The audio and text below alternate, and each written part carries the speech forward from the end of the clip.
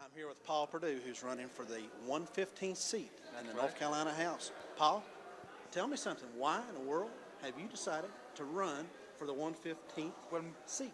well, my wife has asked me the same question, and she's sort of wondering why I put my head up above the ground to get it kicked off.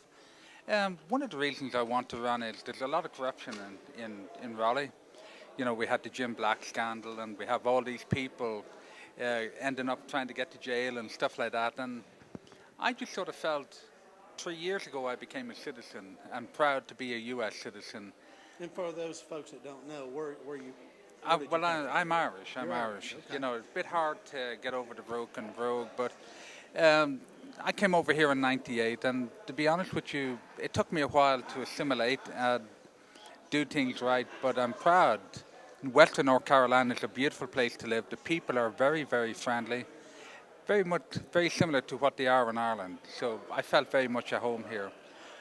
So about this year coming along, when I noticed that when the races were coming up and all this corruption coming up, I decided that there was two things that were said to me when I became a citizen. One was the right to vote. You have that right. Now that you're a new citizen, exercise that right. So that's what I did. And then the other one was to get involved in your community, get involved in local politics or politics in general. And I feel, now that I'm about 3 years in, I feel that I want to try and give something back, be a representative to the people of the 115, not a member of government. And I think, I think I have something to offer. People will determine whether it's good or it's bad, but that's what I'm trying to do. One thing I've noticed about you, Paul, is that you really despise corruption. And no matter what party line, whether it be Democrat, whether it be Republican. But for some reason, most of our corruption at this point in the state government, it appears to be on one side of the party.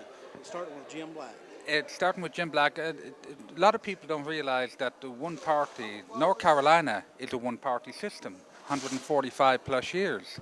So when you have one party in power, whether it's Democrat, Republican, or whatever, you're going to have corruption.